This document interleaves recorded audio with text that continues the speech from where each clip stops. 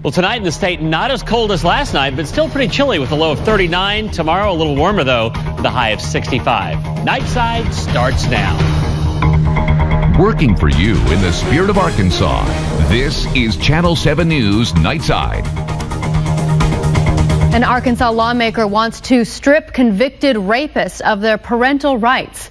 Thanks for watching tonight. I'm Christina Munoz. And I'm Scott Inman. The bill filed last week would keep rapists from seeking custody or visitation rights to a child of rape. Our Jeanette Reyes has more on the bill and why some people are concerned about it. Jeanette. Scott and Christina, the bill was introduced by Representative John Edwards late last week, and since then, it's received national attention and praise from people around the country. But one Little Rock lawyer says the bill is too vague and could have major consequences. If there's ever a moral absolute on this earth, is that rape is always wrong. It's a belief about rape that most people share, so stripping a rapist of all of his parental rights seems to be a no-brainer. However, 31 states, including Arkansas, do not prohibit a rapist from seeking custody or visitation. I decided that Arkansas needed to be off that list, and we needed to have some protection in place to enable a woman to have the freedom to make the best decision that she could make for her. But attorney Bonnie Robertson says the bill leaves no room for error. I don't see in the bill any kind of safeguards for the instances where someone is wrongly accused and wrongly convicted. So I'm a little bit concerned about how automatic and how simple the bill is. Robertson says although she strongly believes no rapist deserves parental rights, one wrongful conviction is one too many. It also provides a way for a woman to wrongfully accuse someone of rape for the purpose of thwarting the relationship between the man and the baby. Edwards says the bill was submitted early in order to make some adjustments, but he says whatever the final draft is, the message will remain the same. A woman in that circumstance, had herself violated. She shouldn't have to continually put up with that if she chose and made the decision to carry that child. The bill will be picked up by the House when it meets on January 14th of next year. Back to you, Scott. Jeanette, I want to ask you about the timing of this bill. Has this become a problem? Has there ever been a convicted rapist granted parental rights in Arkansas? Well, it's interesting. Representative Edwards told me he has not yet found a case that, that's been granted, where a rapist has been granted parental rights. But he says whether or not this has happened in Arkansas, it shouldn't happen in order for this bill to be passed and eventually become law. Back to you, Scott. All right, we'll see when the session opens in January. Thank you, Jeanette. A man arrested during a domestic dispute in Bald Knob, coming clean and telling officers he was wanted for an unsolved murder in South Carolina. Alfred Olmos has had several aliases over the years, and sure enough, South Carolina investigators were looking for him, except they know Olmos as Jose Tostado. In 2000, he was suspected of a fatal shooting that happened outside a South Carolina nightclub. Olmos admits his rifle and car were used, but says he was not the shooter. An informant, though, told police Tostado bragged about his role in the murder at a party. We have a guy here that's on America's Most Wanted, living right in our town, right in the middle of our town, right in a very good neighborhood in our town. Police say Tostado is an illegal immigrant who has been in the United States since 1995. He will be extradited back to Carolina to face those murder charges. Police in Benton are hoping you can recognize a man who robbed a gas station. Take a look at this surveillance video we're about to show you. The man was armed with a pistol when he robbed the Phillips 66 on Interstate 30. The clerk was not injured, but the suspect did get away with cash. As you can see, he was wearing a black shirt and blue jeans. Call police if you have any information that can help them make an arrest. A Coal Hill man has died after he was shot because he was mistaken for a deer. The Johnson County Sheriff's Department says Thomas Eddie Sears was walking along a trail near Horsehead Creek off County Road 3151 when he was shot yesterday afternoon. The shooter told police he was in his backyard and noticed movement across the creek and allegedly fired a shot at what he thought was a deer. Authorities are still investigating. It is a crime on our streets that rivals that of selling drugs, except this one involves the buying and selling of people, and Arkansas remains near last in preventing it. At least that's what an anti-human trafficking group says, giving the state an F on its report card. Channel 7's Justin Lewis takes a closer look at why Arkansas is a prime area for this kind of behavior. Justin. Well, shocking revelations in this report tells that at least 100,000 children are exploited in commercial sex every year. Most of this begins at age 13. But regardless of age, the big business continues on and out of sight.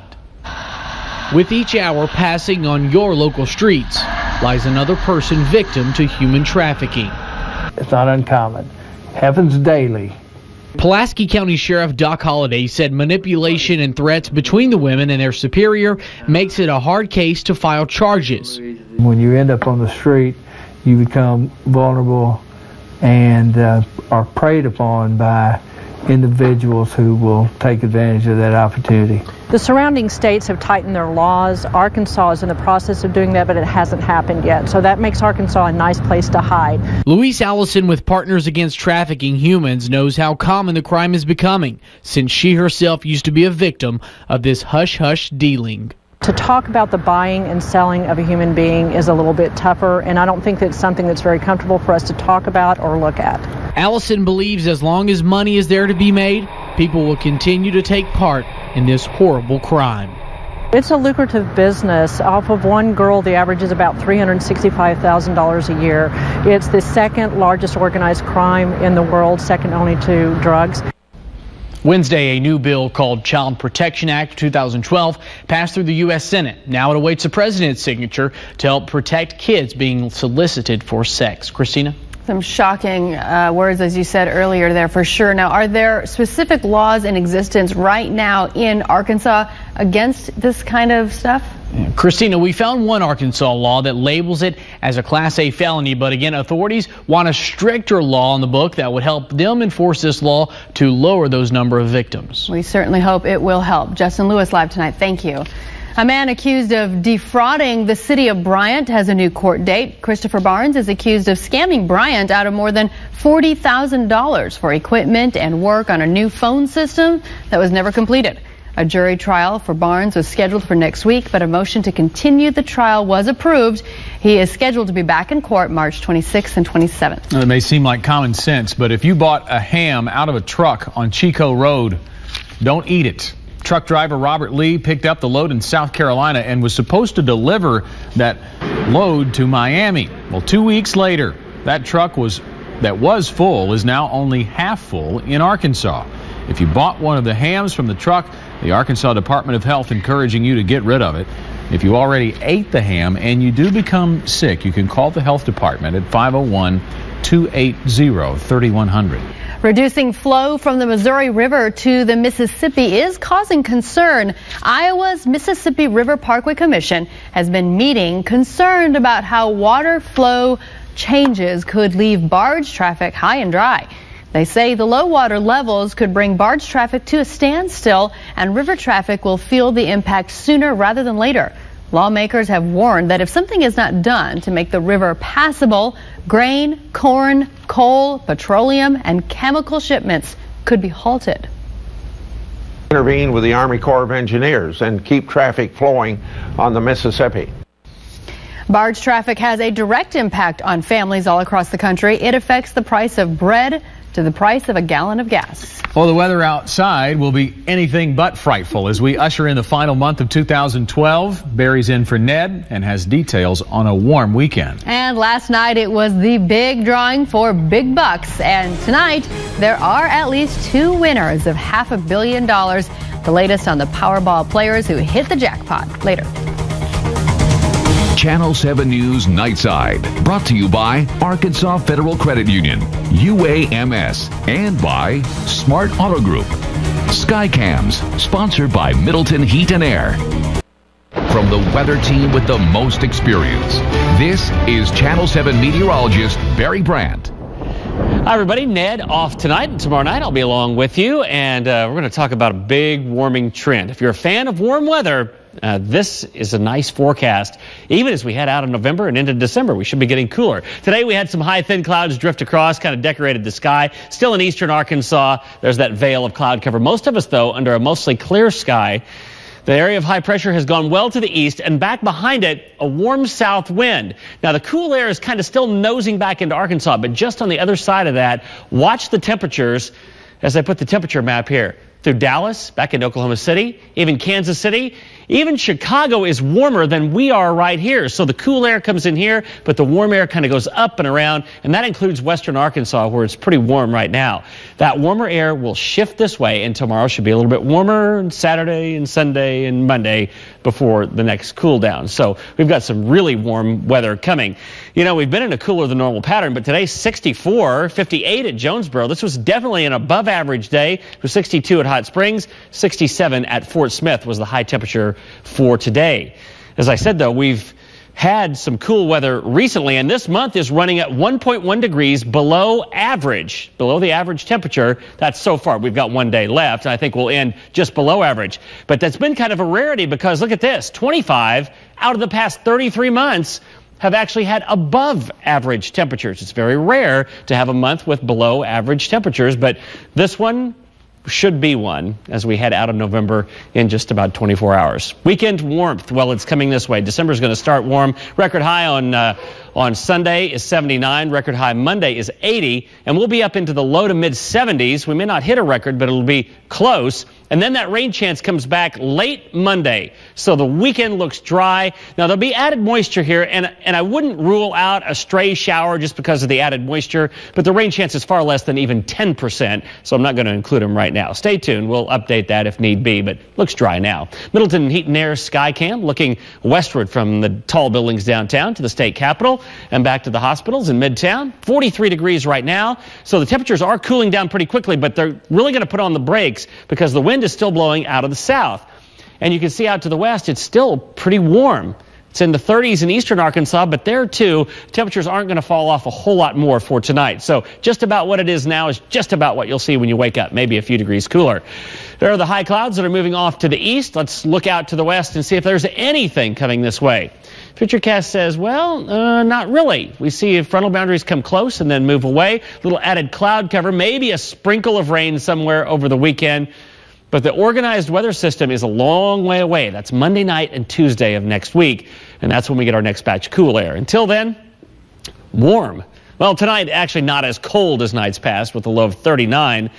And then we start to warm up even more tomorrow with highs in the mid-60s. We'll call it partly cloudy tomorrow. Those high thin clouds will kind of drift through from time to time. Then the clouds will thicken over the weekend. Again, I said it's not impossible that we'll have a shower, but it's highly unlikely. So the weekend looking good. And then late Monday into Tuesday is when our next best chance of rain comes in. We're getting a little more confident on that one. These showers, thunderstorms, we could use a dose of rainfall, actually, and we may get one then, and that takes our temperatures back down a little. I don't see any Arctic air, though, for anywhere as we look on out. Doesn't look like December. No, not quite. It's going to be strange to have the Christmas carols on. Let it snow, let it snow. Yeah, exactly. Around the weekend. We'll feel like folks in Southern California and Florida feel every year. And it's just for a little bit anyway, so we'll enjoy it. We'll be putting up the lighted palm tree before you know it. Let's do it. Yeah, thanks very much, Barry. It sure was a poignant moment caught in a photograph in New York. A New York police officer displaying the spirit of giving. We'll be right back. You're watching Channel 7 News Nightside with Scott Inman, Christina Munoz, weather with Chief Meteorologist Ned Permy, and sports with Steve Sullivan. Houston police trying to catch about 10 robbers who stole $1 million worth of jewelry and cash from a flea market. Cameras were rolling when a group of about 10 men stormed into this northeast Houston flea market just before closing time on Black Friday.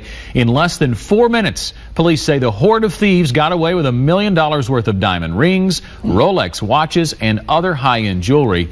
No arrests have been made. An Alabama fan will spend 2 years in prison after rubbing his genitals on an unconscious LSU fan after the national championship game. Brian Downing pleaded guilty to 2 counts of obscenity in October. Prosecutors dropped the charge of sexual battery. Today, a judge told Downing that he is a bully who has permanently damaged someone's life. Video of that incident happening went viral in January. Interesting comments today from a Chicago Bears wide receiver saying players will do anything to get an edge on the field. I've heard of some I heard crazy stories. I heard guys using like Viagra, seriously, because of the blood, supposed thing. I don't know. It's some crazy stuff. Brandon Marshall asked about the growing number of suspensions tied to amphetamines like Adderall. An NFL spokesperson says Viagra is not a banned substance in the NFL. At least 2 winners will be splitting the largest Powerball jackpot. So far, neither have come forward, but we do know one ticket was purchased in Fountain Hills, Arizona, the other in Dearborn, Missouri. The winner in Missouri will be named tomorrow morning at a press conference, and the winners have 2 options: take the cash immediately or spread it out in payments over time. Last night, nearly 9 million ticket holders won smaller consolation prizes, and another big winner in Missouri is state education. They will get more than $10 million from ticket sales. A heartwarming story captured by a tourist in New York City. Check out the picture. Jennifer Foster snapped a picture of a New York police officer giving a homeless man new boots. She and her boyfriend were going to give the man some money when they captured the moment. The picture has gone viral. And I heard him quite clearly say, "I have these size 12 all-weather boots for you. Let's take care of you." And the gentleman sat down against the wall, and I'm telling you, his face lit up. Officer Larry DePrimo has been identified as the giving officer. He donated the boots and thermal socks. Well, coming up next in sports, the Trojans open up Sunbelt play at Jack Stevens. Plus, an undefeated Camden Fairview team playing for more than just a state title. And now, sports with Steve Sullivan. The SEC Big Ace Challenge. Look at that. That's All-American linebacker Manti Te'o sweeping the floor. Young Kentucky team, no match for the Irish. Jack Cooley throwing it down. Look at Te'o having a big time. Irish on fire from three-point range. The final, 64-50 Notre Dame. Archie Goodwin held to just 3 points tonight. Here at home, the Sun Belt Conference opener for UALR, a doubleheader over the Jack Stevens Center. Students getting behind their Trojans. They're trying to rally against the Troy team that gave UALR all sorts of problems in the first half. Pick it up, Trojans are down by 9. Love this. John Gillen, no look to James White. Trojans down 5 at the break. They're down 47-44. Did you see the save by Taggart Lockhart? And that's another 3. Josh Hagan's to tie it. Is he pumped? Just look at him. Move now. A minute to go. We're tied at 53. They go to Big Will Neighbor. Yes! Trojans by 2. Final seconds. Troy with the chance to tie it. It is great defense there. It is short. Yes, UALR wins. We go to the board. What a game. What a way to open conference play. They win 58-56. FIU dealing ASU its first conference loss, 80-61. The good news, Joe Foley's women and ASU women both won tonight. And speaking of the ladies, the Razorback women went to 6-1 in the season with the win up in Fayetteville, 72-50. Well, Bud Walton Arena will be rocking tomorrow night when the Hogs take on 6th-ranked Syracuse. This is game 1 of a brutal 3-game stretch. Here's Mike Anderson and how he wants his young Hogs to approach the next 9 days. I think, I think in any game you play to win, and that's going to be our mindset. So obviously we want to take care of the home court first, and to me it's the most important game is going to be this game here. I think there's a lot of basketball in this season and a lot to be played. Game time tomorrow night at 7:30. The game will be on ESPN. Well, tomorrow night, Batesville and Camden Fairview will play for the Class 5A state title. Now, just getting to the title game is a huge accomplishment. Tonight, Robert Burton tells us why winning this game is so important to Camden Fairview. In 2010, a heartbreaking season ending for the Camden Fairview Cardinals after leading Greenwood by 2 touchdowns with 5 minutes to go in the state finals. Greenwood would rally back and seal the deal with a 2-point conversion the following year, eliminated by the same team.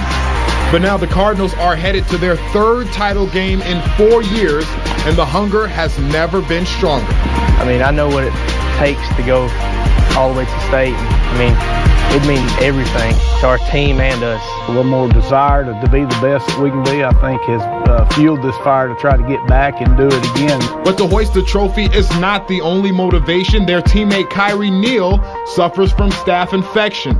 And after the emotional letdown in 2010, they want nothing more than to win it all for Kyrie's senior year. man, it would mean everything if we would just win this last game for him. To get a state title for Kyrie is all we want. That's all we've been, ever since he got sick, that's all we've talked about. That's all we've wanted to do, is just get a state title for him. And anything less is just not acceptable. And these guys say they have all the tools to get it done, including an entire community behind them.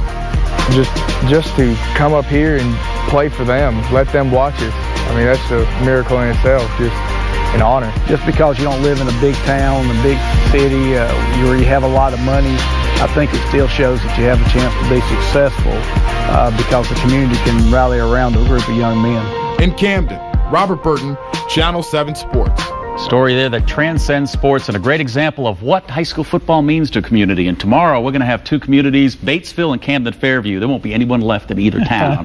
They really support their teams, and it's going to be hard not to pull for Camden Fairview. Not a lot of empty seats in the stadium. No, two great communities, two great coaches too. Yeah. Buck James and Dave King. Good deal. Yeah. Sally, thanks. Lots of us like shopping online, especially during the Christmas season. But did you know the deal you get may depend on the day you shop? Some insider tips for buying on the right day when we come back.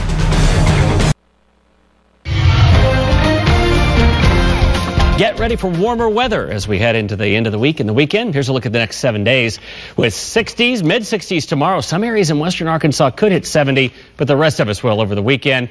There'll be more cloud cover and moisture, but I don't think any decent chance of rain until late Monday into Tuesday. 70s headed our way. Looking forward to that. One last time at least. Yeah. Okay. I guess. So. Yeah, thank you, Barry. Well, before we go tonight, Cyber Monday has come and gone, but if you're still looking to take care of some of your shopping online, how about some tips on when the best deals are offered? According to Consumer Reports, Mondays are the best days to buy sunglasses. You can save up to 55% that day. For the man in your life, you'll find the best deals on men's clothing on Tuesday. You can save up to 42%. Ladies who love shoes should shop on Wednesday. You can save 38%. And to go with that, how about a purse? A new purse? Well, you can save up to 36% if you buy on Thursday. And on Friday, you can save 42% on jewelry. Add all that up and you're broke on Saturday. That is for sure. I wonder who did all the time to figure out how much you can save each day. Why did jewelry have to be Friday? And to see where my wife's going to be You're going to hear tomorrow. about that, aren't That's you? That's it for us tonight on Nightside. Thanks for watching, and don't forget to head to KATV.com for more. You can also find us on Facebook and Twitter. Have a great night. Channel 7 News Nightside, brought to you by Arkansas Federal Credit Union, UAMS, and by Smart Auto Group. Skycams, sponsored by Middleton Heat and Air.